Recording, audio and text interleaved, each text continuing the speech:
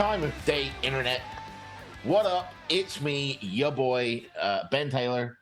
I am the Green Ranger for this season of Voices of the Grid, where we are reviewing Power Rangers Zeo. I hesitate to say the older brother to Mighty Morphin because they're both about the same age. Today, myself and the other Rangers will be reviewing A Ranger of Two Worlds. And speaking of the other Rangers, let's see who we've got in our little recording studio today. Starting off with She's Forever Red, the one, the only truly original Panther Pink from head to toe. No, wait, that's Brian. Sasha Kaplan. The one, the only, the ever snarky Forever Red Ranger. There we go. We also have this season's Pink Ranger, as I mentioned before, one Mr. Brian Massey. What's going on, Sentai guys in the house? How you doing? And Mike's here too. Yep. He's our Blue Ranger. Yep. How you doing, Mike? I'm standing still. No, you're not. You're sitting down. I can see your chair. Oh, well, I haven't fallen over, but you know that's the key thing. Yeah. I was expecting him to say, "Yep." Yeah. Yep. I mean, he was just like, it's like, hey, Mike's here. Yep. He's the Blue Ranger. Yep. Yeah. Can't deny facts, you know. How you doing? Yep. So today we are going to be looking into Rangers of Two Worlds, a two-part episode, in which many things happen, but nothing happens all at once. And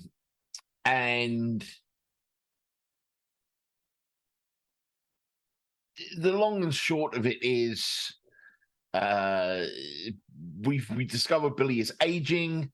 There's a sort of escalating war between Zed and Rita and the Machine Empire. The Rangers get caught in the middle, but it never really becomes anything. But that will all play out during our review. So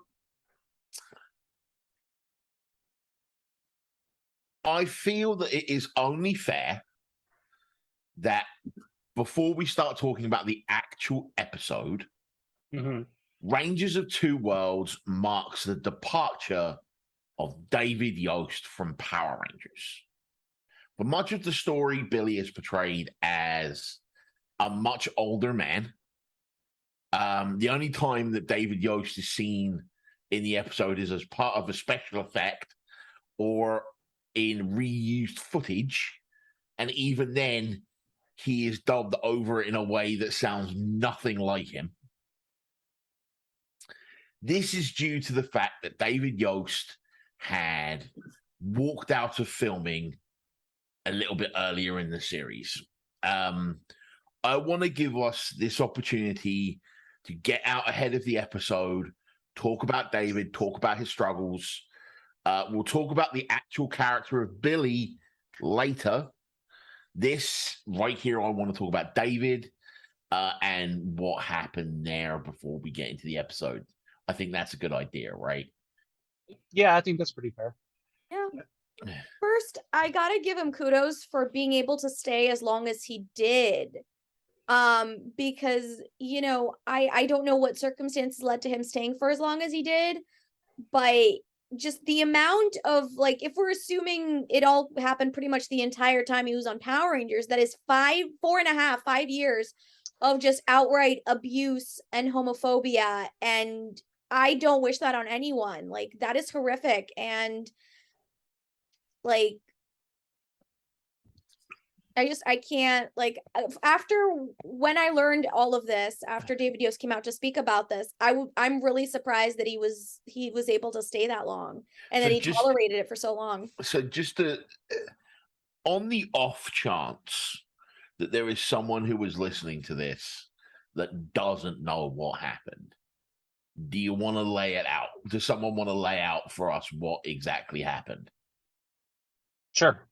All right, go ahead, Brian. So there are many accounts where he was on set and, he would suffer just horrific bullying from not only, I believe it was other cast members, but just the crew itself. They would say some really horrid things that I'm not going to say here, obviously, because bunch of different reasons. But the F slur, and all this, all of this was just stuff that was in his private life that, for whatever reason, people on set felt the need to ridicule him for. And I get that it's weird that something like this happened in the 90s, and it's also not weird at the same time, because while I'd like to think that things were starting to get a little more progressive in the 90s compared to like where we are now, also compared to the 80s. It was still something that he was dealing with on a fairly constant basis. And like Sasha said, I have no idea. Like that's a full like term of high school. Like that's 4 years of dealing with that kind of abuse. I don't know how he did it either. I really have no idea how he dealt with that.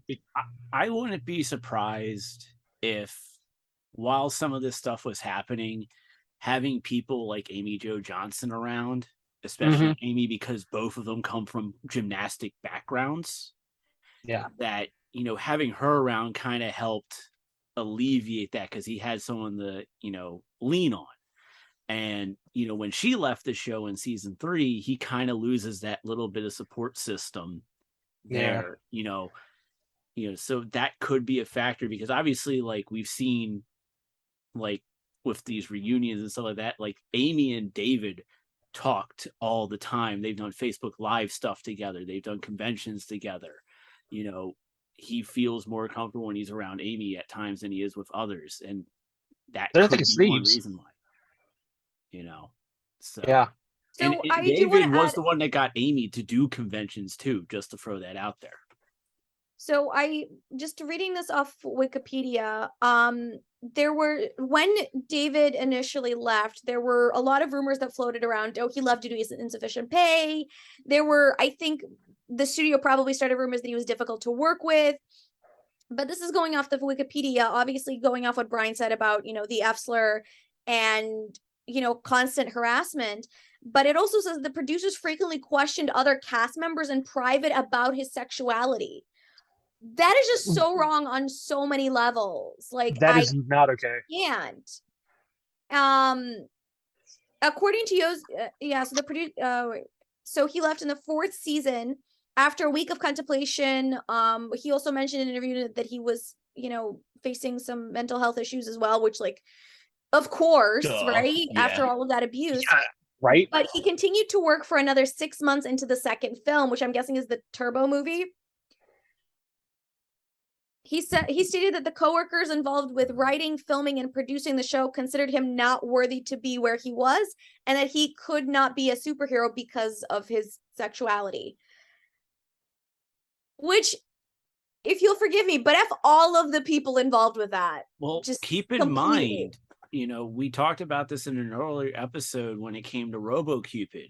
RoboCupid in Japan, its depiction was like a male monster hitting on Clank, and they had to do a complete gender swap on the character for when they put it in Zeo, because homosexuality is like a no-go. So I mean, that's not really the best. I see where you're going with that. That's not really the best comparison. That's kind of like where the mindset was. They gender swap a monster because they didn't want to show off their homosexuality, because that's a no-no to them. And then you have a character who's legitimate, or a person who's legitimately gay dealing with the backstage abuse.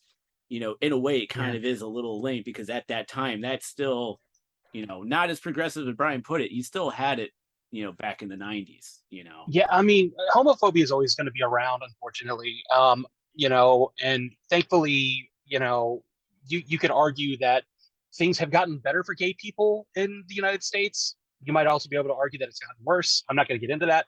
But I think what you were trying to say, or at least what I was gleaning from what you were saying, Mike, was that seeing how the RoboCupid monster was changed in order to like get rid of anything that might be perceived as being gay.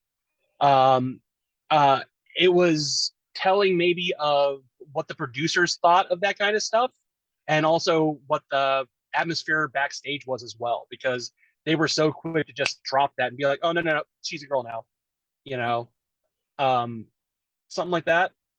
Yeah, I think you put it a little bit better than I did. So yeah, I don't know.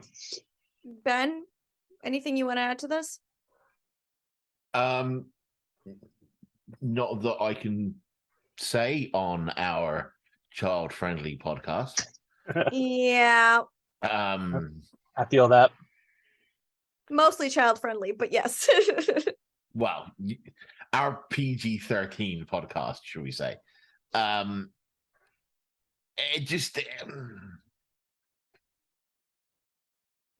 what is there to say other than anyone who was anything to do with this needs to get in the sea? Take a long walk off a short pier. Yeah. Mm-hmm. And never come back, please. So yeah, it's quite clear that we've made our disdain for this situation clear. So let's move on to the actual episode itself. Yeah. okay. We open up in the juice bar and we get a very rare sight, which is a ranger has failed at something. Barely. It's very rare that we get to see the Rangers fail at something in their civilian lives. That is like a skill, right? Sometimes they'll fail in like relationships or knowing what to say, so on. But when it comes to actually a skill, they very rarely fail. Kat has made a purse in art class ? That she's not proud of, that didn't come out the way she envisioned it. And Tanya and Adam find it and comment on this, saying, Tanya saying, "Oh, not everyone's great at everything," except Tanya, who has been literally brilliant at everything she's turned her hand to since she appeared in the future. And Adam saying, "Well, it's the only thing you've not been good at since I've known you." The questions here are myriad, right? Like, one, I was unaware you could make a purse in art class. Two, if you aren't proud of something, why bring it to a juice bar where literally everyone in Angel Grove goes? But the real question here is, we've talked a lot about how the Rangers are quote unquote perfect. They're perfect realizations of students. They have good extracurricular activities. They're good students. They do a bunch of stuff. At one part of this episode, the other Rangers do a bunch of science that even Billy probably couldn't have done. And they still end up having time to save the world. I would really enjoy it if we could discuss adding flaws to the Zeo Rangers. We've talked a lot about how they are perfect. How would we make them imperfect? What flaws do you think they would have, and how would you write them into the season? So I know you're not big on the comic books, because you're the big thing that you harped on was like the very first thing that happens is like they forget about a test and stuff like that. Because that's one of the nice things about the comics is that they make them more human. I'm looking for like individual character traits. Well, no, but that's what I'm saying. Like, you take that because like you can have it where like I know where with Jason, because at this point he's back now, but like he has self-doubt about certain things and certain decisions that he makes. It makes him more human. It's like it's those type of things, like find those flaws in them. And like obviously Tommy, it's probably ego. It would be nice if ego would actually like be like his flaw. Mm-hmm. I was thinking the same thing actually. So like, it's stuff like that.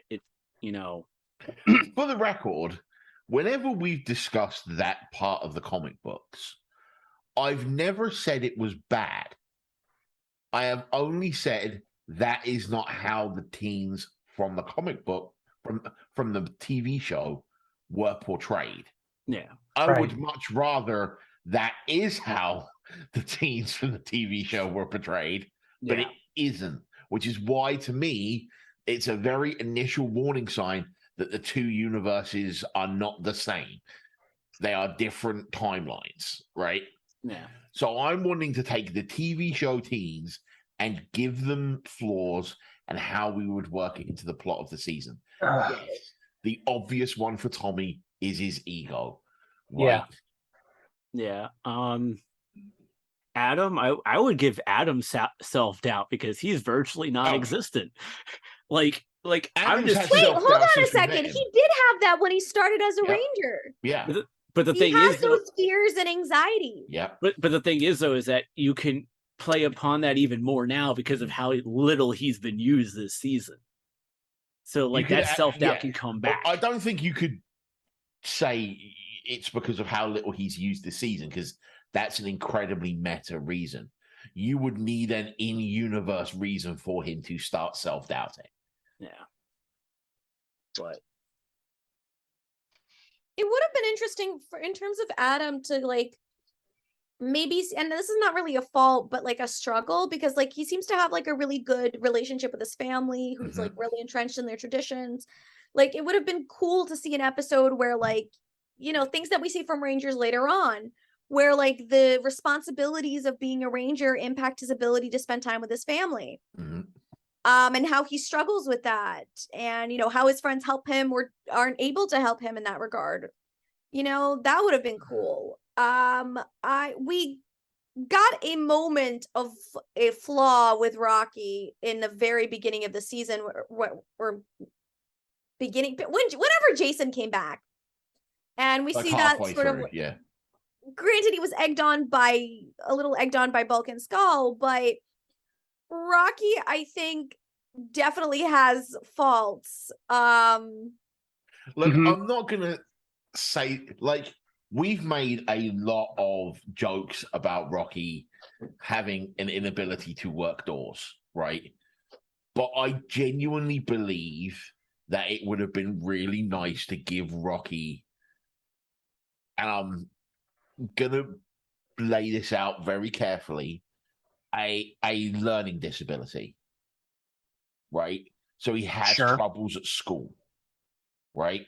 Which would make the episodes like Potion Notion and the other things where Rocky has to study like twice as hard as everyone else make more sense, right? Oh my God. I could totally see him having ADHD.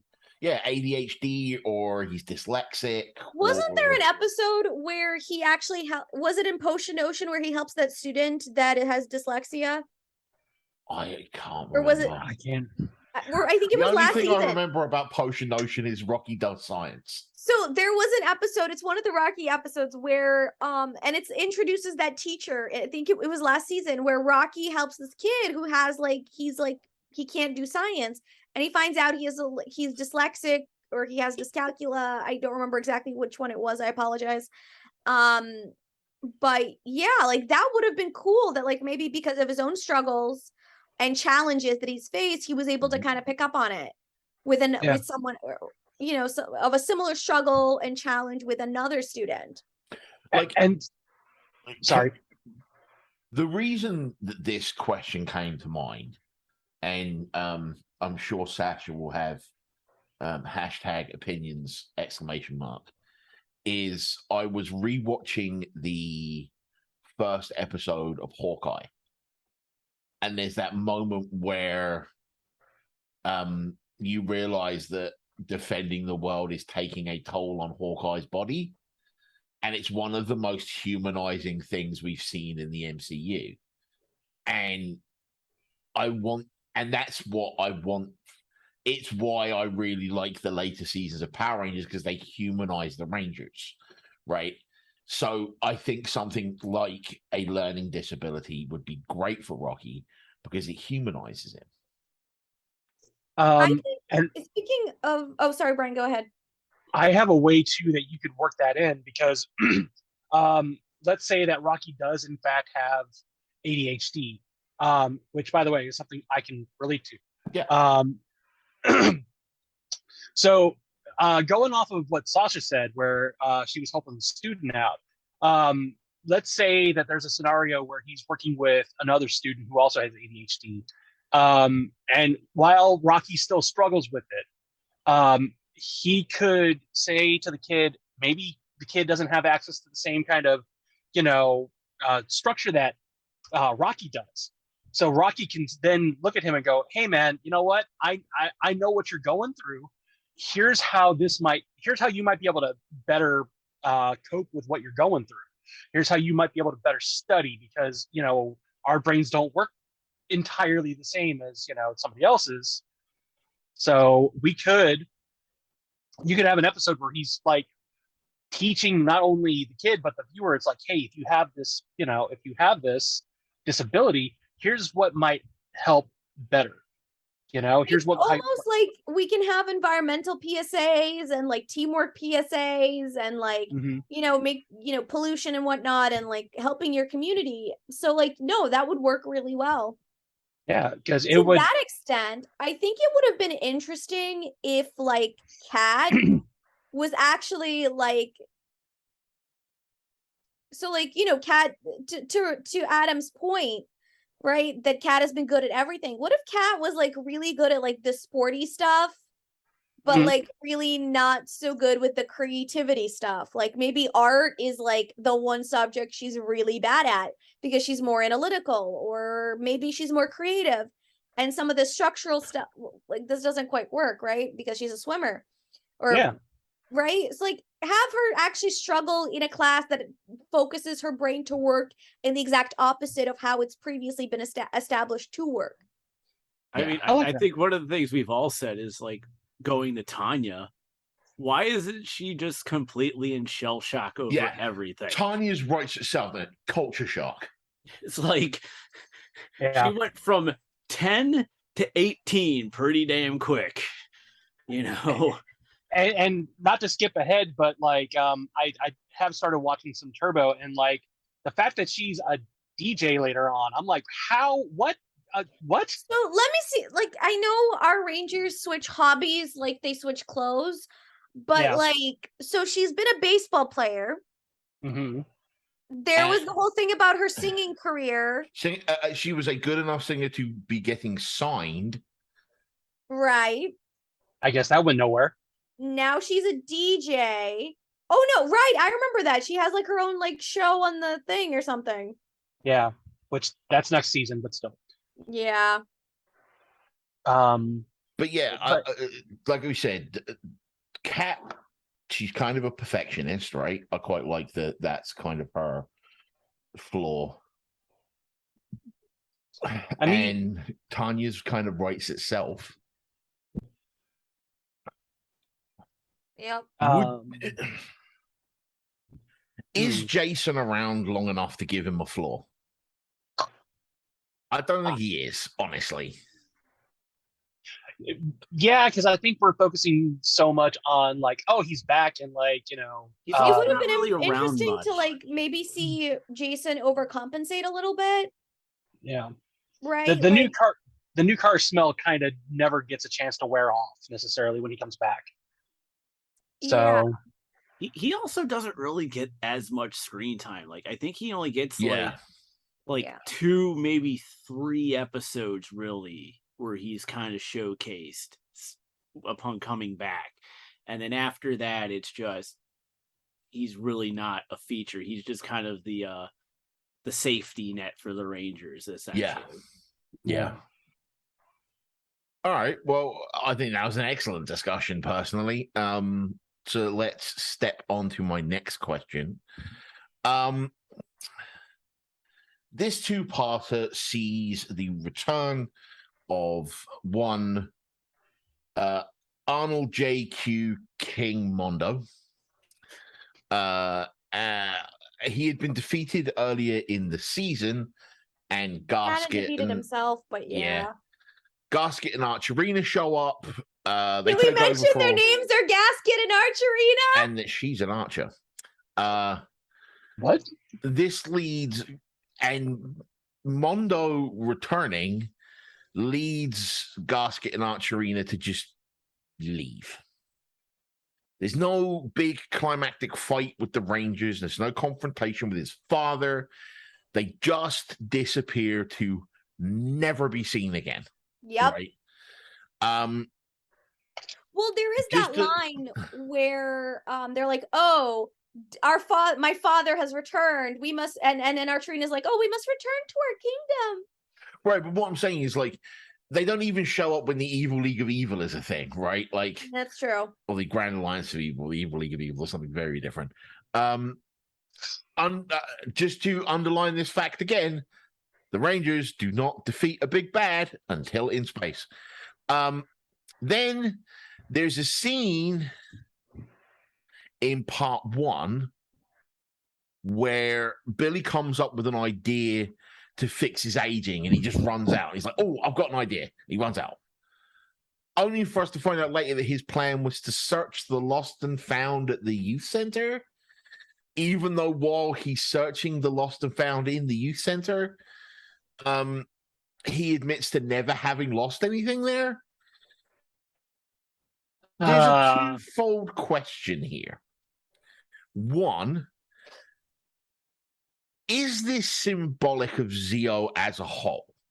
Because there's a whole lot of build-up and no payoff.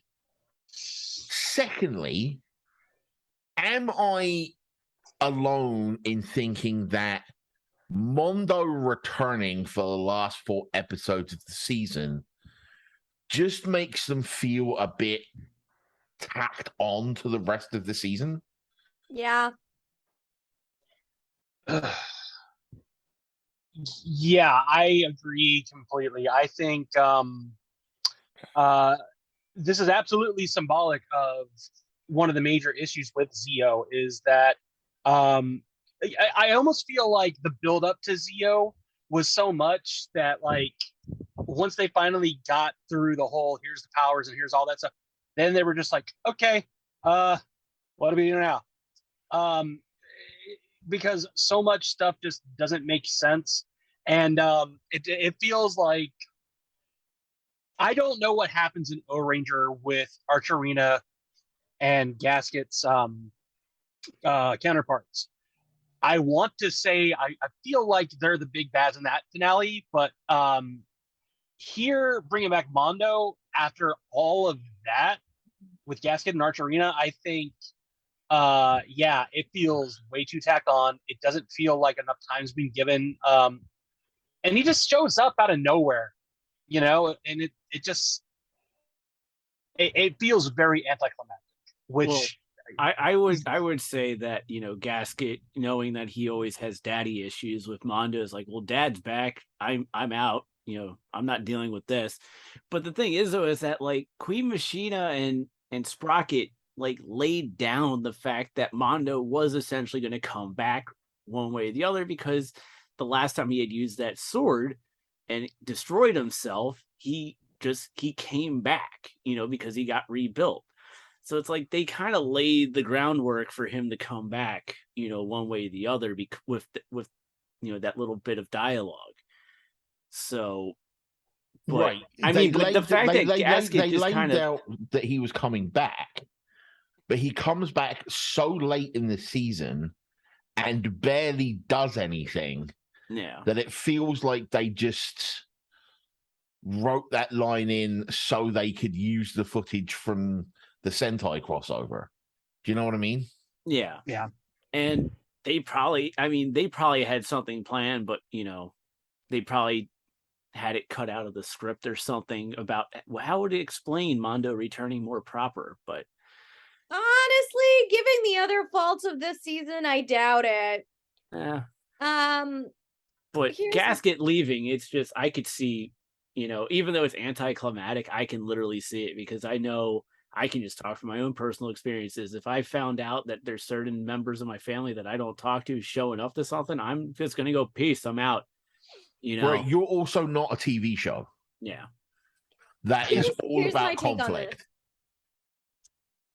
I would say yes. The scene of them just sort of digging for nothing, like they find a toaster that just got misplaced in there, and which Ernie was looking for forever, by the way, and I was like, you work here. This is your building. How did you lose a toast? Anyways, better question is, how did it end up in the lost and found?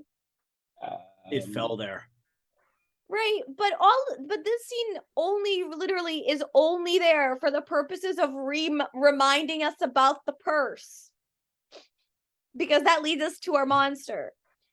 So yeah, it was a pointless scene other than to remind us that there's like a purse. Like, you really didn't need Billy. Like, you could have had the entire scene with just Kat going like, "Oh my gosh, I left, let me see if like there's anything at the juice bar that can help or something."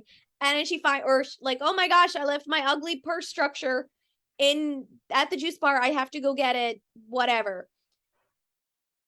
Or you could have had just Ernie picking it up. You didn't need it. But then, so I can't with King Mondo. He's literally just Rita and Zed, but even more annoying. Rita and Zed were at least funny, right? Mondo's just there. Remember when we started the Zio season and we made a big deal about Rita and Zed leaving and the Rangers never actually beating them? Yes. Yeah. That's kind of why I'm bringing up Gasket and Archerina, right? Because the same thing happens, right? They antagonize the Rangers for a whole bunch of time and then just leave. And then Like, and what happens next season? Divatox does the same thing. She just leaves. Well, Divatox has a slightly better reason for leaving, but we'll get there when we get there. Right, but my point being is,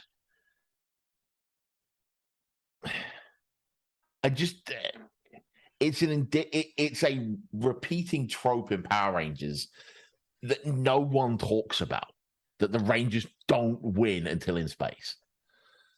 And the fact that with a little bit of rewriting, this should have been the finale of Zio, right?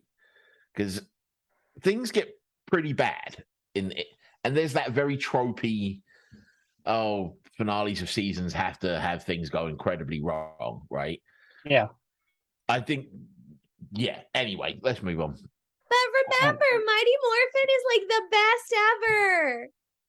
Yeah. I mean, yeah. I could add on to that, but let's move on. We've already sort of talked about it, but we have King Mondo deciding he wants to take down the Power Rangers and creating a monster called the Cog Changer. At the same time, Rita is gifted a new power staff by Finster and plans to turn Kat into a monster. For some reason, the power staff can only work if the Winnebago they are living in is moving at exactly the same speed as Earth. So Rita misses and zaps Kat's quote-unquote ugly purse and creates a monster called the Impersonator. Best pun of the entire show. That never actually impersonates anything.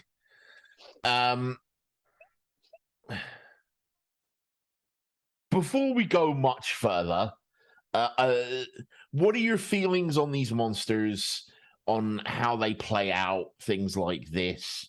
Brian, I'd really like you to show some knowledge about their counterparts, if you would not mind. Sure. Would you like? Would you like me to do that after we talk about the Ranger villains first? I'm posing the questions. Y'all do the talking. Fair enough. Fair enough. Fair enough. That's how hosting goes. That's fair. You can talk about it whenever you like. Sure. So, I do want to talk about, and this is going to, I think, shed some light on why this two-parter feels the way it feels as well. So this was adapted from a Versus movie in Japan that came out after Kagu Ranger and during O Ranger. Now, these movies tend to come out after the completion of a season, where they'll take the most current Ranger team and then the Ranger team that came before them, and then they'll do a Ranger Team A versus Ranger Team B, put them in a movie. It makes money. This was the first one that became like an annual thing, which was O Ranger versus Kaku Ranger. And I gotta say, the reason why because these two villains were fighting in the Power Rangers version, right? The reason why they're fighting in the Sentai is so much dumber. And I'll tell you why. So King Mondo and Prince Sprocket, they start off the movie by saying, I want a contest between you and me, like who can make the better monster.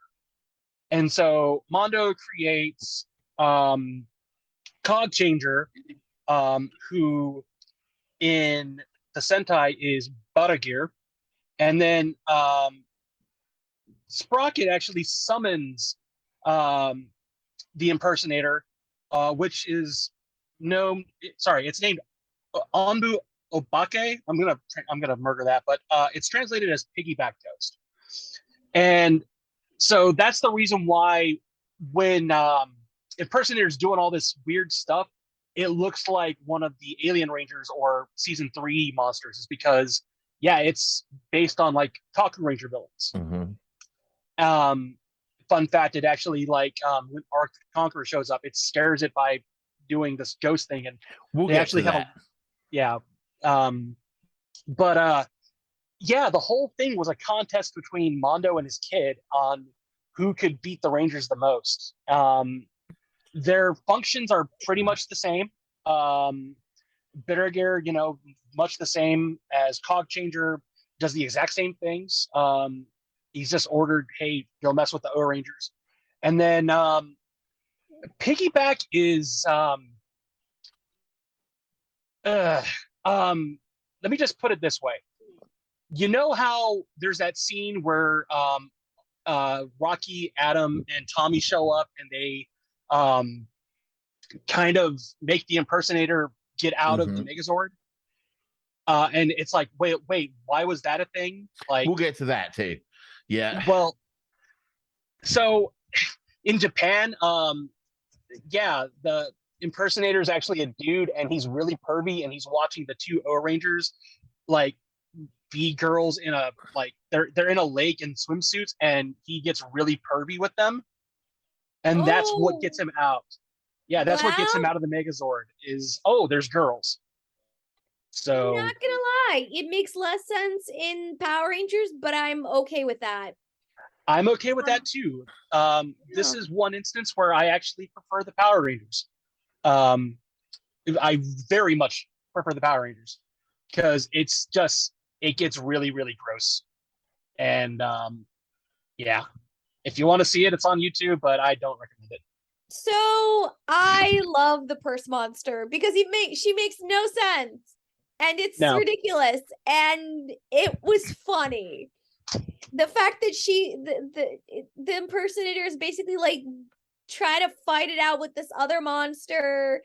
And the other monster is honestly kind of forgettable, but the purse monster is memorable just because it looks ridiculous and it's fun. It's sort of like a big, like, I don't know, like a Jigglypuff.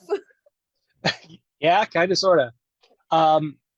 I honestly, just hearing the monster, like the voice for the monster, I thought for a second it was Tara Strong.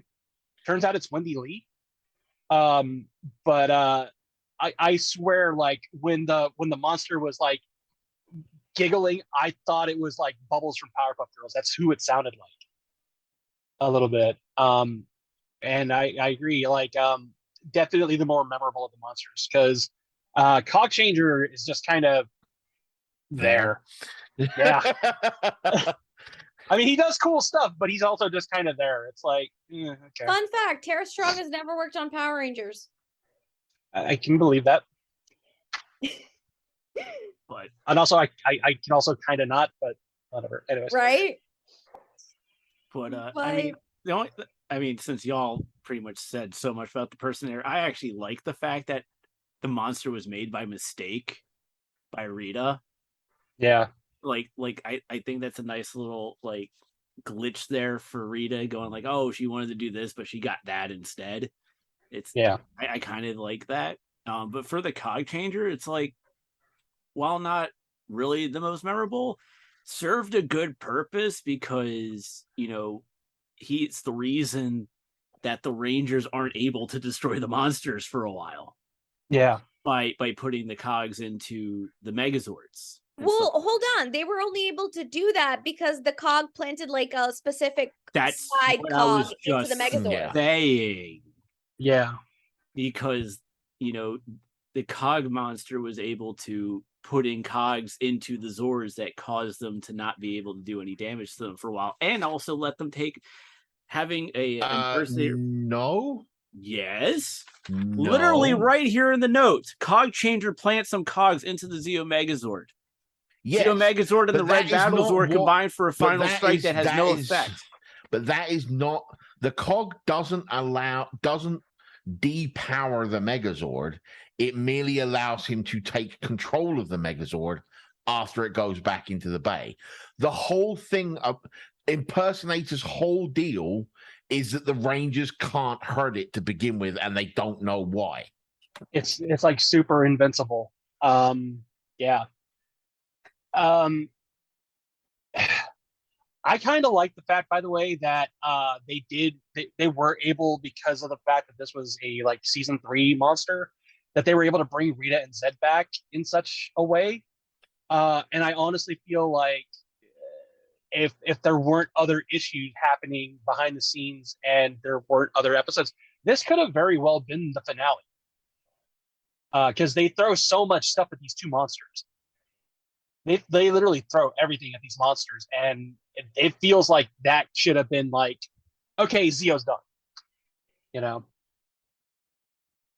Because there are a lot of things being set up here, though, right? Because it continues what has sort of come on and off this entire season, which is this, and I've complained about it too, which is sort of the struggle between Rita and Zed and King Mondo and Machina. And this is sort of them trying to kind of one up each other. And there's a line where Rita says, like, I can't believe he's going to destroy my Rangers. Yeah. And so, like, at the end of the day, it's the purse monster is Rita, utilizing her new staff and try to destroy the Rangers. But then Mondo's like, well, we can't have that. We have to destroy the Rangers. And it's ultimately none of them destroy the Rangers. But it sets up what we're going to see in a few episodes when we do get to the finale. I agree. So as we're talking about everything that's going on, since Mike brought up the whole Zord thing and everything, the fight at the end of episode 1 is an absolute mess, right? It starts like 2/3 of the way through the episode, and at first the Rangers are, for some reason, on their motorcycles driving to go somewhere. Oh, because there's a reason for that. So the monsters attacked and the Rangers went. But the reason they had to use the cycles was because when the Aquitian Rangers arrived to try to help Billy with their ray, it malfunctioned. And then there's a moment where it like blows up or something. And Alpha says it destroyed the teleporter. Oh, okay. I guess I missed that. They're then attacked by Cog Changer, who seems to power up some of the cogs. Yes. That was it ever explained in this episode? Nope. Because okay, then they absolutely skipped that from the Super Sentai movie, because that is absolutely something that happens there, where like he's like, oh yeah, these cogs can power up the cogs or whatever. There's literally a moment where they all arrive cog changer throws a bunch of cogs. They stick to the cogs. The cogs face opens, and then the Rangers have a hard time fighting the cogs. Yeah, and then but it's instantly Impersonator grows. The Rangers jump into the Megazord, leaving the superpower cogs to presumably run amok through Angel Grove, utterly unopposed. And we then juxtapose that against the end of episode 1, where the Zeo Megazord is, as Mike rightly pointed out, infected with this cog. Billy goes to check it out, and the Zeo Megazord is taken over and just leaves. I think I got whiplash watching the episode, because it's such a turn around a corner, right? From this complete mess into, that's bad, right? Like, that's not good.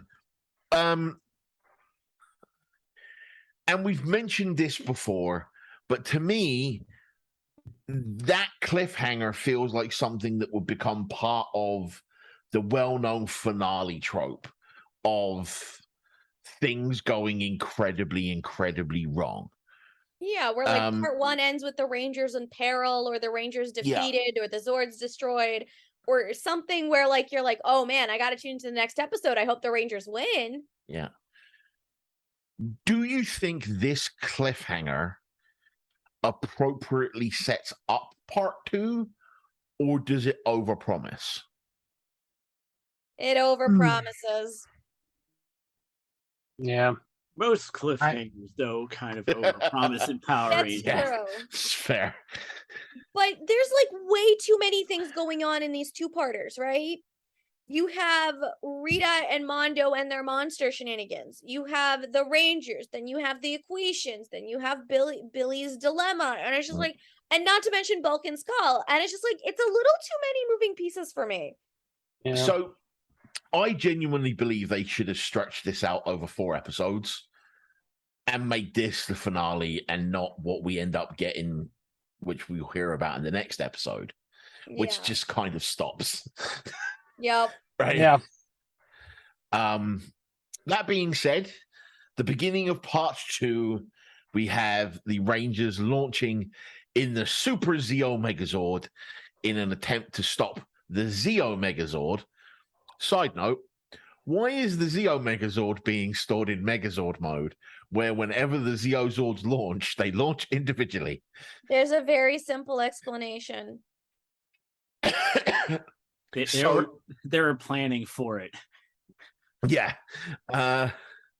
So this is the only episode I'm covering where the Super Zeo Zords are used. I would really like an opportunity to talk about the Super Zeo Zords, because this is the only time I'm going to get to do it. Okay. What are your thoughts on the Super Zeo Zords? My first thought when I first saw them as a kid was, wow, those are ugly. And then your thought as an adult was, the first time you saw it again, was, wow, those are ugly. No, my first reaction was like, oh, look, they look just like the symbols on their helmets. Woo! Yeah, like no kidding. Like my cousin actually got the Zord before it debuted on the show, and I remember going over to his house, and I was just like, what the hell is that?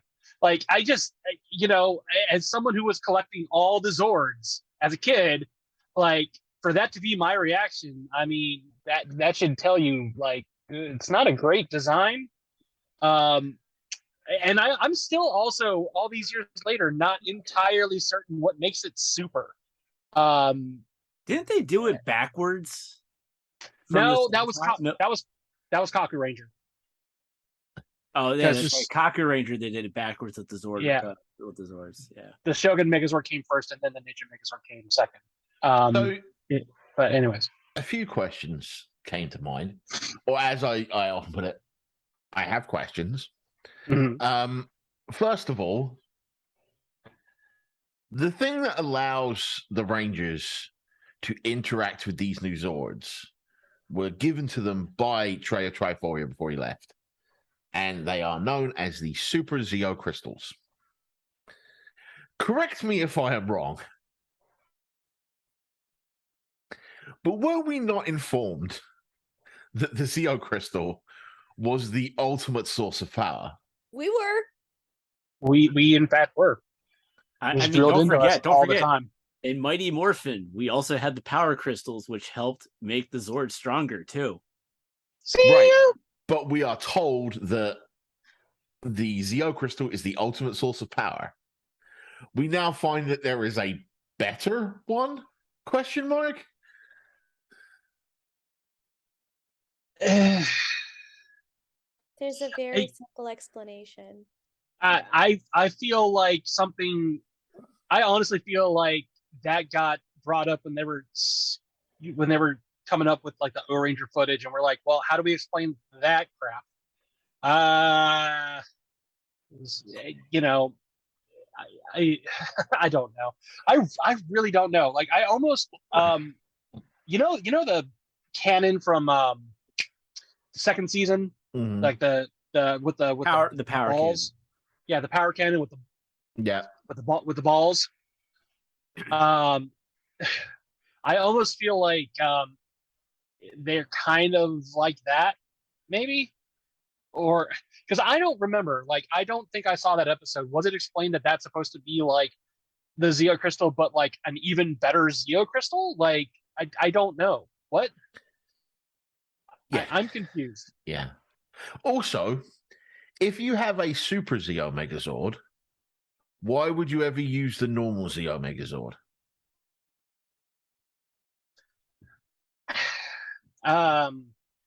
Also, if these Super Zeozords are designed and given to them by Trey of Triforia, why do they have absolutely no way of interacting with Pyramidas, Trey's Zord?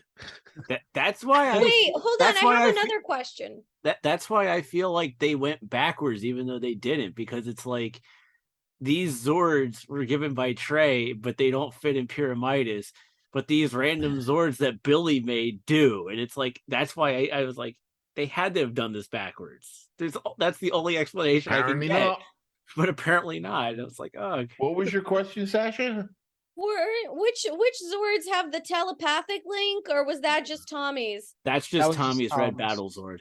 Yeah, which is based on the telepathic link of the battle boards of the Equation Rangers. I quit. Right. Which, I mean, oh my God. That's... I honestly didn't even think of that, but Ben, you make an excellent point. Why are the Zords that are designed by Trey Triforia not compatible with Pyramidas? That is decidedly bad writing. Well, it's the same reason you can't use old cell phone chargers on new phones. Planned obsolescence. The question is which one is the newer model, Pyramidas or the Super Zeozords? Yeah. Look, the wattage is just not the same. Yeah.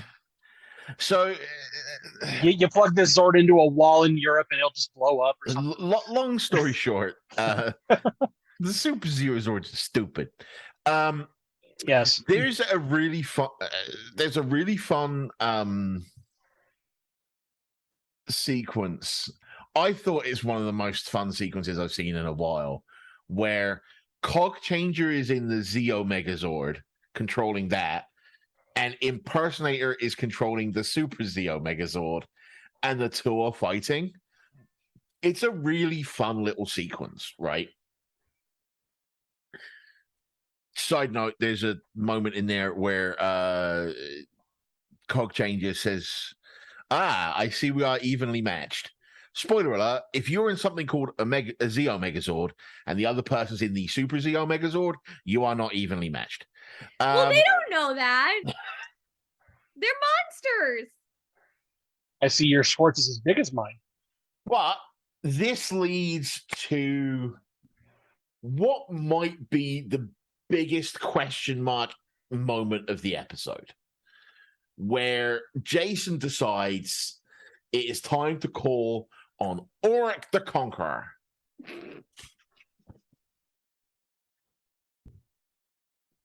Who shows up, says a bunch of words, gets scared by an energy ghost, and he is never seen again. Yep. Ever. Yep. The key just disappears. He's just never heard from again. He literally eats himself into the sun. Yeah. He gets scared back into the little thing that he came out of, and that's it. The little Maori head or whatever. Yeah. At least in the movie, his, and I didn't bother with his Japanese name because you know, I will say there is kind of a nice moment where he, like, you know, saves this dog from a building or whatever, but then he's asked to go intervene, and then that's the scene that we see in Power Rangers. And at the very least, we get a moment where Auric says, "I'm really scared of ghosts. Peace, I'm out. Bye." We don't even get that in Power Rangers, which I guess we're not owed that, but at the same time, it would. I feel like that would at least go as far as giving us a reason. Like, okay, cool. Like, we understand. Okay, cool. You're scared of ghosts. Gotcha. Sasha. We don't even get that. I've said this since I reviewed the episode where this character appears in it first. I'm going to ask again. Do the writers not understand what the word conquering means? Yeah, no. We have talked about this so much. So much, but like it bugs me because every time he says Auric the Conqueror and start talking about how he's fighter for justice and truth and the little guy, I'm just like, then why are you called the Conqueror? What are you conquering? The hearts and minds of the Injustice. people? Yeah. This is also the only episode I get to do with Auric. Yeah. So I think this might be the only one I get to do with Auric too. Auric the Conquistador. I don't know why. There you go. Why Auric I just the thought righteous. Auric the benevolent. Auric the good. But I guess Auric the Conqueror just really Auric the lion. Auric the Lion-Hearted. I don't know. But this entire sequence is such a waste of time. It was a waste of time in that one too. So don't worry. So I'm going to ask the question. Since this is the only time I get to talk about Auric. Sure.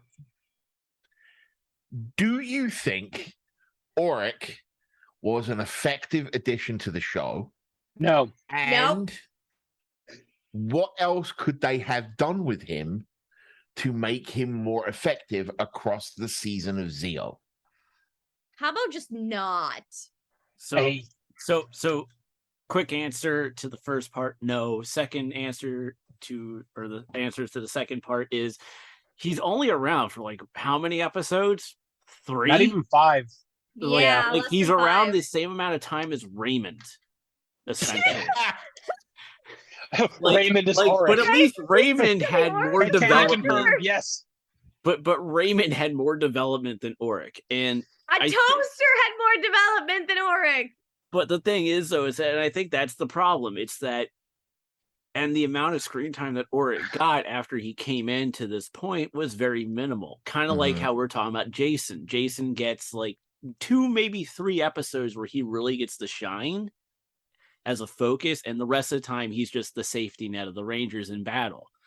You know, Auric is just kind of, you know, here you go. There's really no development. There's no focus really built on him, and it's like, that's kind of the problem. So it's like maybe if they introduced him earlier in the season, like much earlier in the season, and then kind of done little things to develop him throughout the season up to this point, like what Brian said, like, oh, I'm afraid of ghosts, and then that's why he kind of eats himself into the sun, you know, that would have made a lot more sense going down the road. But this, I agree. Honestly, it would have been more interesting if the monsters had destroyed him.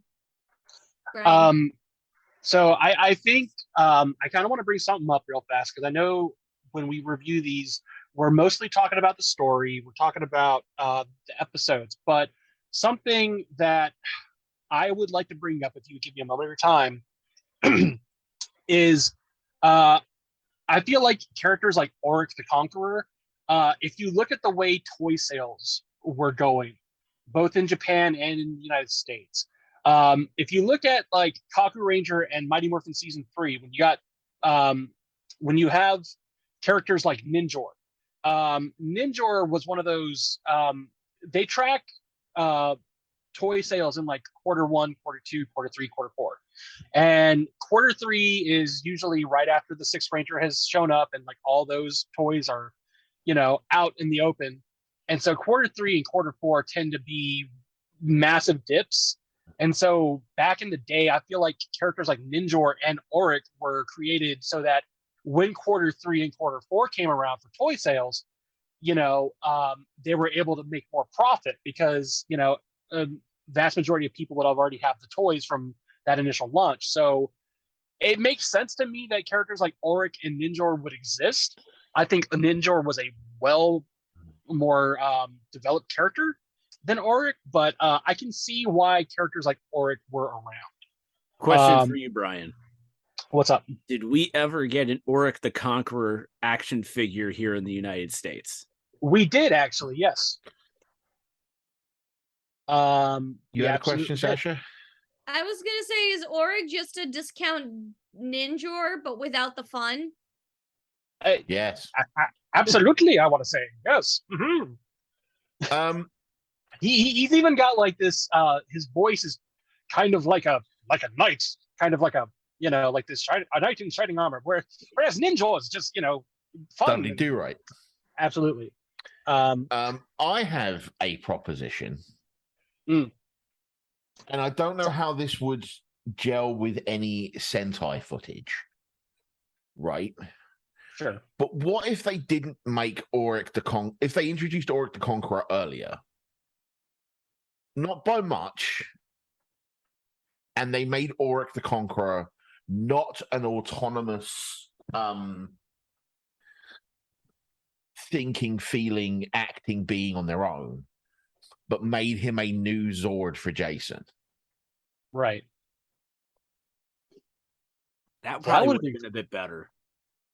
Because it would have given him a better purpose. It also would have explained why the new Zords couldn't interact with Pyramidas. I dig it. What also, and I'm just throwing this out there, feel free to agree or disagree, just an idea. What if we were able to introduce him earlier and, let's say that there's like the curse of Auric the Conqueror and the Rangers like break that curse, and then all of a sudden he can still turn into like giant size Auric and like he's unlocked with all that, but you could do like a genie type, or like you could do like a human type character that's created exclusively for the States, where like he walks around in armor and he's like hanging out in the command center and giving advice and like these are the things that I saw back in the day and here's what might help you in battle, stuff like that, right? Like how would that like if this is an ancient being, he should have some ancient wisdom. Yeah, like I mean, I can totally imagine him being in the power chamber and like having a one-on-one with Zordon. Like, oh, you've seen some stuff, I've seen some stuff too. Let's exchange notes. What has Zordon seen except his tube? He's got a viewing club. I mean, he's been around for like many years. Anyway, to move on, there's a scene in here where the Aquitian Rangers casually drop into conversation that they have a fountain of youth on their planet. This would have been interesting to know earlier. Right? Also, why are you not distributing that stuff all over the universe and making bank? Right. Well, they do sort of give a reason, sort of. Which is when Billy's future wife or whatever shows up, they mentioned that they don't know the effect this would have on humans. So maybe they don't know what effects this has on other alien species. That's a good point. Or maybe they do know the effects it has on alien species, and that's why they don't mention it. Of all the things, not for like, I was thinking, yeah, we'll have some nice serious conversation. Then I'll ask this question, and then we'll riff off into complete insanity like we always do.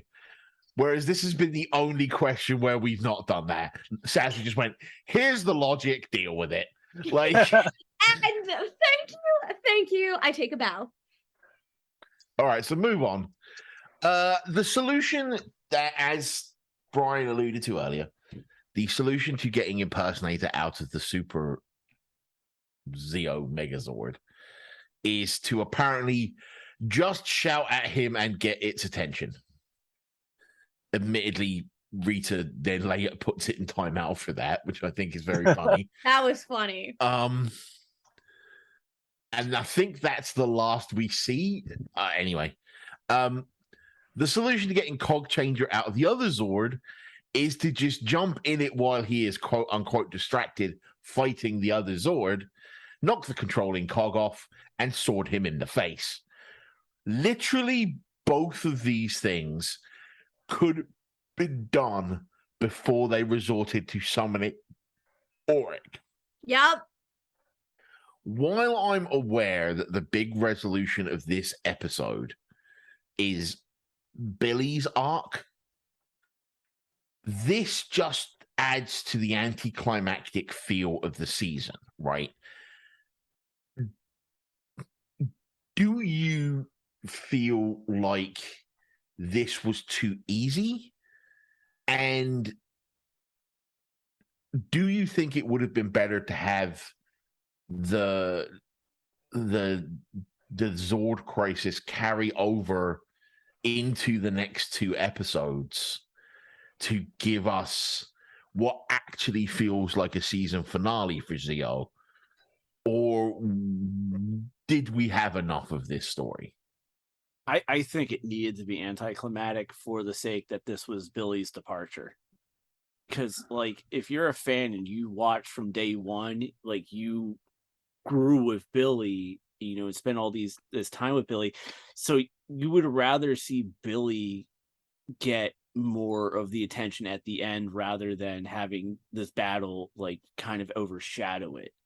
So I think they did that on purpose for the exit, especially the fact that we know how crappy of a situation it was for the fact that they don't get to have David Yost for this exit.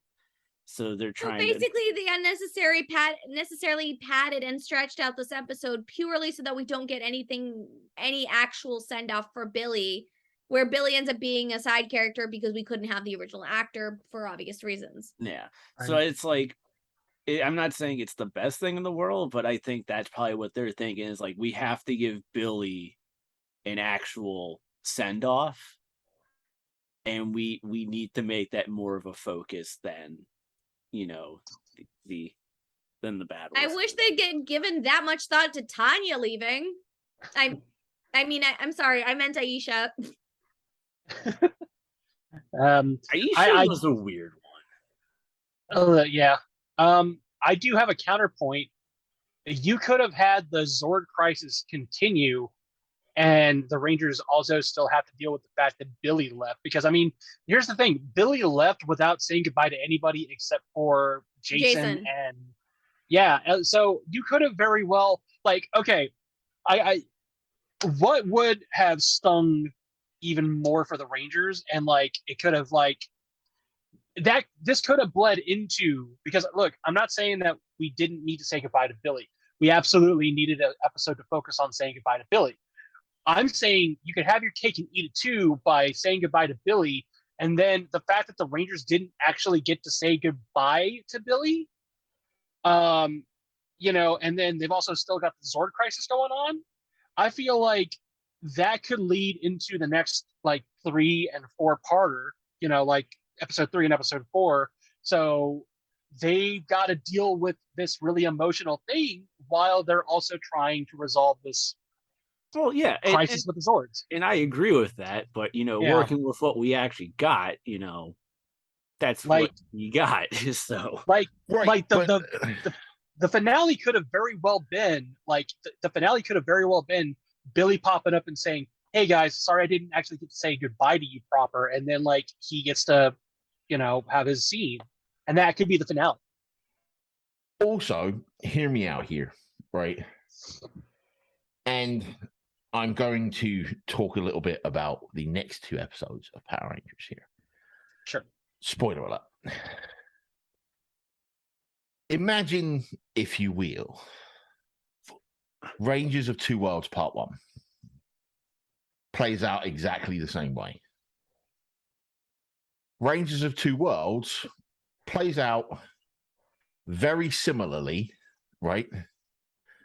Except Auric the Conqueror is Jason's Zord.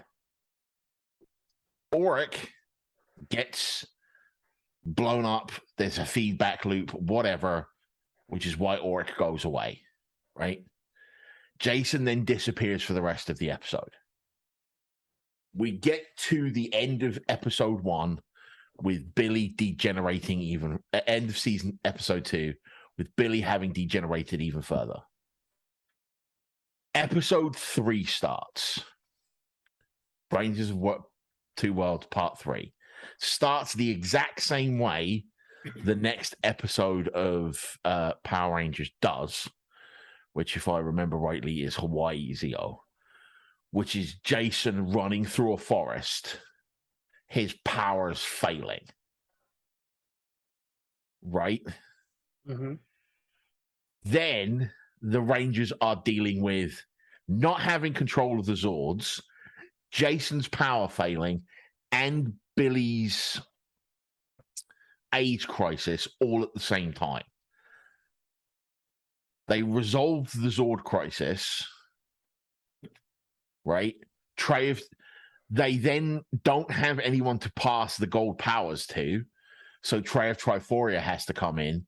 He takes over the gold powers, helps them save the Zord crisis, helps them fix the Zord crisis. And then the capstone of Zeo in episode 4 is Billy going off, right? Or maybe Billy even has to go off while they're fixing the Zord crisis, and we get the same goodbye we did over the viewing globe, right? That, to me, still tells the same story of those 4 episodes, but makes it feel like a more coherent overall season finale. No? I agree. Except you still don't get the whole resolution of Mondo and Rita. You could just throw that in. Yeah, you really can. But because that's honestly, what they did anyway. Yeah. I think that's fine. That would have been a great finale, and it would have really put the stress on the Rangers. And then we get in the Turbo movie, right? We throw in one little line, which is, now that Billy is gone, we can't rely on the Zeo powers that he helped create anymore. We have to move on. And you have a really good explanation as to why they can't use the Zeo powers anymore. And instead of it being water. That the energy, you could even argue that the energy of the Zeo crystal was reused in Turbo to make the Turbo power. Yeah, exactly. Anyway, that question went places I wasn't expecting. Anyway, I'm sorry, there was a question in there? Yeah, about I was trying to answer the question, but you guys kept talking, because I was going to say, do you think you should have carried over into the next 2 episodes for a big finale arc? Or would that have overshadowed Billy's exit? It feels like a different balancing act. But I got to, do you think that should carry over into the next 2 episodes? And everyone started talking. Sorry. And then you answered the question anyway. So task failed successfully. Hooray. Achievement unlocked. Sometimes to get to the right answer, you have to enjoy the journey. Yeah. All right. Vision mailed. So that brings us to before we get to Billy, right? We're going to talk about Billy last. I want to talk about the Bulk and Skull subplot, where they are taking the test to get their detective licenses, and they are sitting the test in Detective Stone's office. But as they are sitting the test, the monster alarm goes off, and they think that it's part of the test to see if they can keep their heads under pressure. I feel like us talking about Bulk and Skull are some of the more joyous moments of our recordings. So I'm just going to let you guys go. Talk about Bulk and Skull. Talk about their subplot. I actually like this subplot because, like, one of the funnier parts is I think they actually failed the test, but they gave them a passing grade because they actually did it during the actual monster attack, thinking that it wasn't. Like, the fact that they stayed dedicated to take the test was the fact that they passed it. I mean, that was the whole... Yeah, that was the whole punchline, basically. Yeah, I actually liked that. And it was like I also liked how, when it's happening, I think it was Bulk who told Skull, it's like, no, let's just keep taking the test, because I like that there was a little bit of confidence there. And them going like, no, they're testing us. We got this. So I actually did like that. So good kudos to know there's an actual siren that warns the civilians that there's a monster attack. Right? They're as common as I would like to think that they're as common as like fire alarms in Angel Grove at this point. They're just like funded by the government. It's like you open up your mailbox. All right, here's your free monster alarm, because it happens so frequently. Let me ask you guys a question. Would you have put it past Lieutenant Stone to actually incorporate stuff like that into the test? No, because he Lieutenant totally Stone's not that smart. Yeah, but it's just sort of the unhinged thing that I could see him doing for no reason other than some, non-Power Ranger level nonsense. Like, I could just imagine him giving some BS like reason as like, boys, I've been dealing with monster attacks for a while now, and like some crap. Like, it's kind of like a haunted house kind of thing that he's got set up, where it's like, oh, this isn't this, I totally see Lieutenant Stone messing with Bulk and Skull like that, because he's Lieutenant Stone. I think he's done enough messing with them over having them brew a nice cup of coffee, and the fact that like he both considers the Bulk and Skull his assistants, but also junior detectives. Because like, look, he had him watch his like flowers. He had him do like so many other things. Keep his car clean. Like, boy, they work for you, but they don't work for you in this capacity. But to answer your question, Ben, I love the fact that the first time we see Bulk and Skull in this episode, they actually chastise Adam, Tanya, and Kat for being loud because they're trying to study for their detective exam. So, that is it's pretty fun to see them take something very seriously. And they're not going to be we've seen them be good detectives and try. We've also seen them be bad detectives, but they still try. I think this is the most serious we've seen them since they went into the junior police academy. Yeah. Also, Sasha, real fast, did anybody see what comic it was that Skull was reading? No. Okay. I'll rewind and we can post about it on our Twitter later. And people can see, although we'd have to time it to the airing of this episode. It looked like an 80s Marvel book. Anyways, I think it was. I honestly thought it was kind of funny, and it just it shows too that they too have dealt with this crap for so long that they can sit through it. And, it's like, well, it's not going to affect my life. I'm going to take my test, it shows how normalized monster attacks have gotten, I guess, which is, I don't think it's a good thing, but there's a point literally when they're taking a test and the ceiling is falling down. Yeah. Like pieces of the ceiling are literally falling down. They're just like, no, it's part of the test. Just keep going. Brian, I don't know what that is, but it's not a Marvel comic.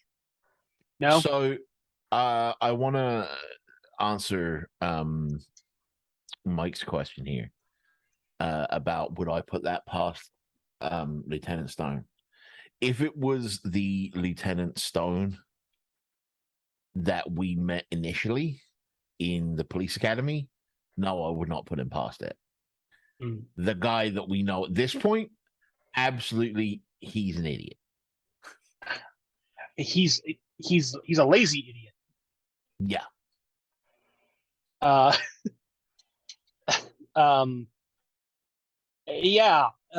this man goes on to own Ernie's is beyond me, but okay.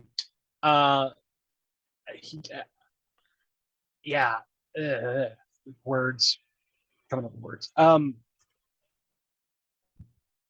happy they passed their test.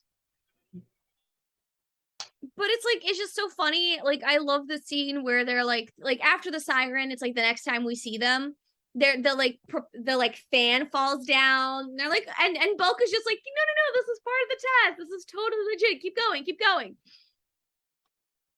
And kudos for former Lieutenant Stone for actually praising them, for staying cool under pressure and whatnot. So it was nice to see Bulk and Skull succeed, sort of. Yeah. That being said, it is time, I think, to discuss the character of Billy and his overall exit from the franchise. I know y'all have some pretty strong opinions on this. And again, this is about Billy, the character, not the stuff we discussed at the beginning of the episode. So I'm just going to let y'all go.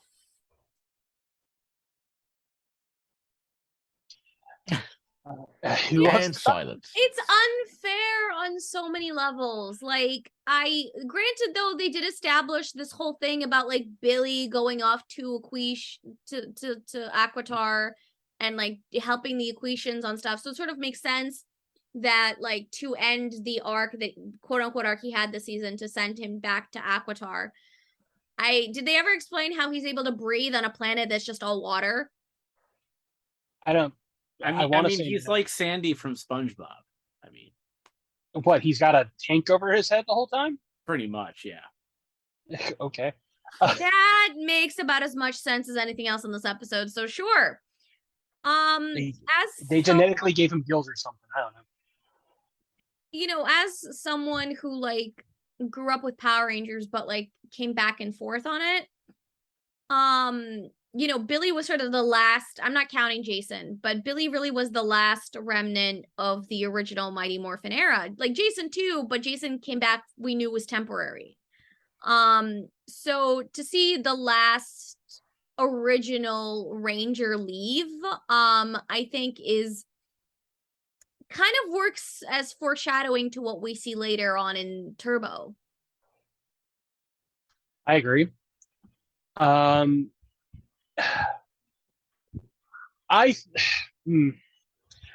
This is one of the times, because we've talked about this too, I think, where sometimes Power Rangers does things and we have to question the writer's sanity sometimes.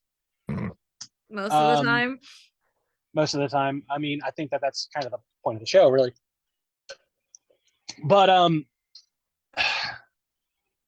given all of the circumstances, and again, we talked about all that stuff at the top of the show. We're not going to bring that back up. But given what the circumstances were, they could have handled this so much worse. They could have literally written him off. They could have had him they could have had the character of Billy just fall down a cliff and like, oh no, and now there's no more Billy. And instead, they give us a 2-part episode that tries to explain why everybody's favorite Blue Ranger, I mean, at this point, let's be fair, everybody's Blue Ranger, is no longer going to be around. They could have totally not done that. And I will give them credit, at least with Billy. They did try and give the fans a decent enough write-off so that we could properly say goodbye. As far as Billy goes, I mean, I will absolutely admit he was, at the beginning, he was not my favorite character, but he, over time, grew to be one of my favorites because I slowly realized, oh, I'm more like him than I am, say, Jason or Tommy or anybody like that. And so, yeah, it sucks to see him go. Wish it could have been on better terms, but at least we got At least he got a send off, yeah. which is more than we can say for Aisha. Right? I mean, in all fairness, Aisha technically had a send off. It was her handing off the thing and going, away, or handing off the Zeo Crystal to Tanya. Jason, Trini, and Zach really, they really didn't get a send off. Power transfer, it was just, people in shadow, with, shadowing and bad voice acting and stuff like that to get them out. We But technically also got the bad voice acting here too. yeah, but oh my God, Kimberly is the thing only is original though, Power Ranger. but the thing is though, is that Billy got my more God. of a Kim send off because even with Kim, they kind of did the the montage, and Billy got a montage. No, I'm sorry. No. Yeah, yes to the montage, but no. Kim had an entire season-long arc that led to her departure. Yeah, but the thing And is, yeah, there was... I mean, technically, so did Billy. Yeah.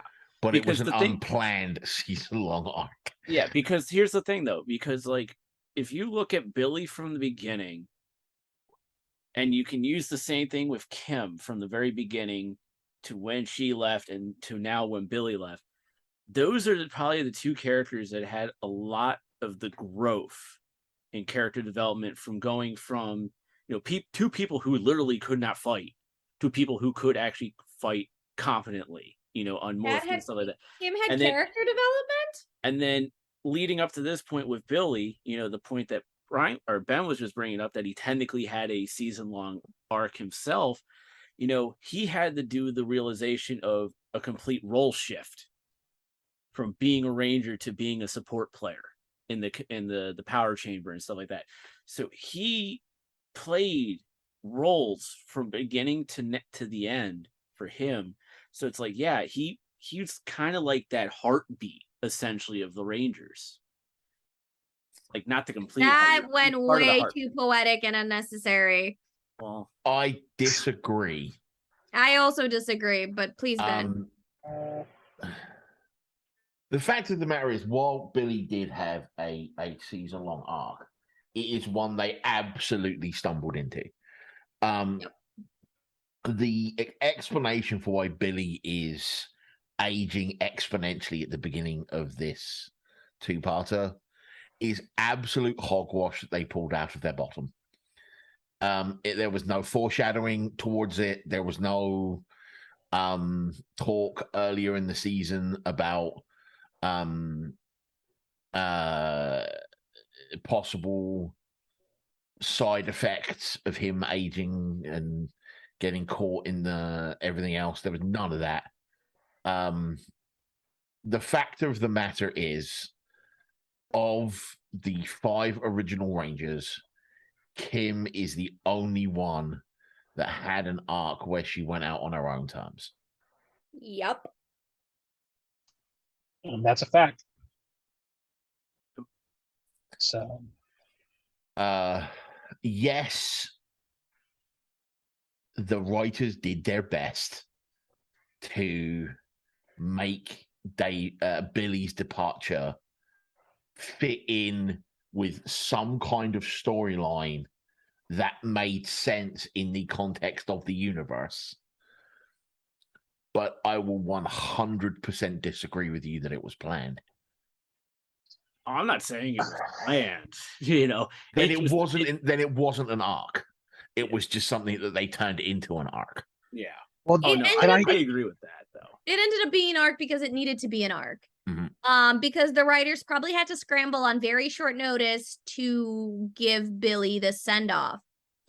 But I like the point that was brought up earlier, that it does feel sort of unfair that Billy didn't get a chance to say goodbye to anybody.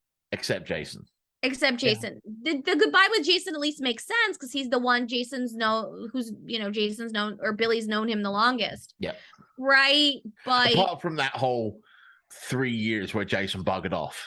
I'm sure they exchanged letters. Sure. Billy got a Dear John letter later. That's how they knew they were still at the peace conferences. Oh, no. Billy got a Dear John letter from Jason. Dear Bill. But like I said, there is something really sad And maybe it is because we watch these episodes knowing what we know now as opposed to what we know then.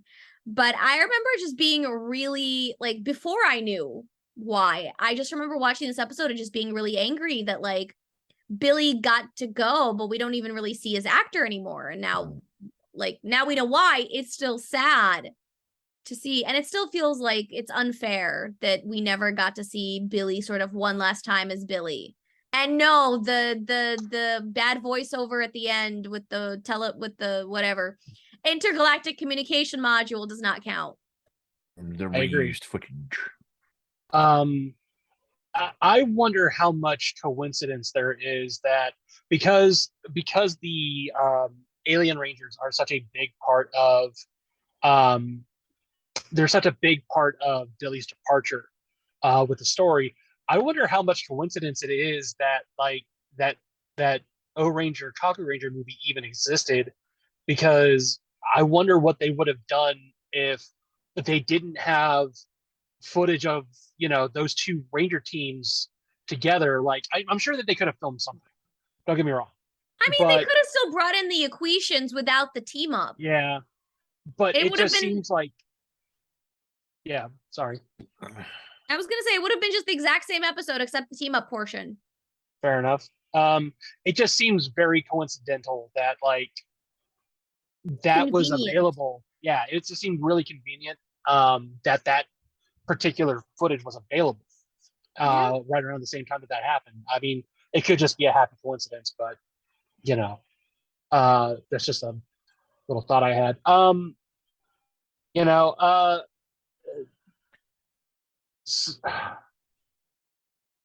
it's what am I trying to say here?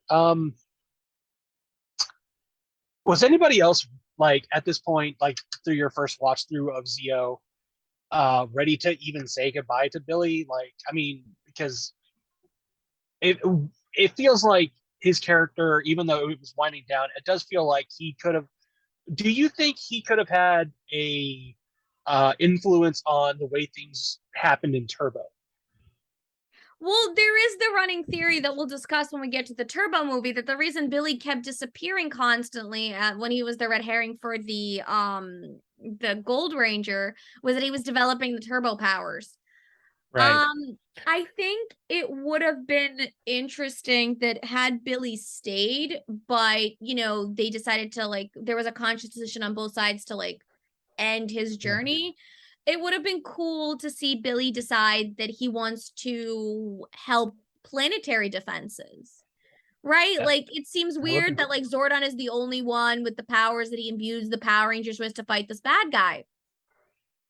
I think from the first time I saw it, the moment that Billy was no longer a Power Ranger and he kind of handed over his Zeo Crystal to Tanya, you know, that was kind of like, in a way, the writing on the wall that he probably wasn't going to be around much longer. Sure. You know, that was so just what my you're saying, take. Sasha, is you want Billy to go off and found Lightspeed Rescue. Yep, pretty much. You're welcome. I like it. I think that's a cool idea.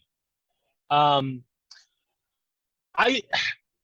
almost want to say, like, had David Yost stayed around just a little bit longer, totally don't fault him for leaving, but if he had stayed around a little bit longer, that could have helped us explain why the turbo powers were necessary, because yeah, he could have absolutely given us a throwaway line. It's like, yeah, I was helping either transfer those Zeo powers into these because there's something where. I wonder if that was part of the plan, because at the time that David left, he was also in shooting the Turbo movie was kind of in the works. So maybe, I don't know, but that's a subject for when we get to the end of the season, which cannot come soon enough.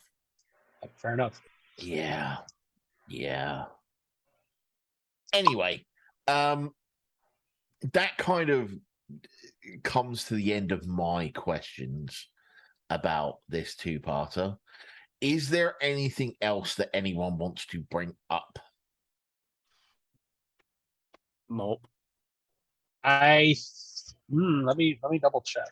But I think. Oh, there was one funny line where Rita says, I need to think, and Zed in the back goes, oh, now we're in trouble. And that was just so funny to me. I'm like, yep, you're a married couple. Yeah. It doesn't mean anything. It has no effect on the plot, but I thought it was a funny line. I have another funny line that I really liked.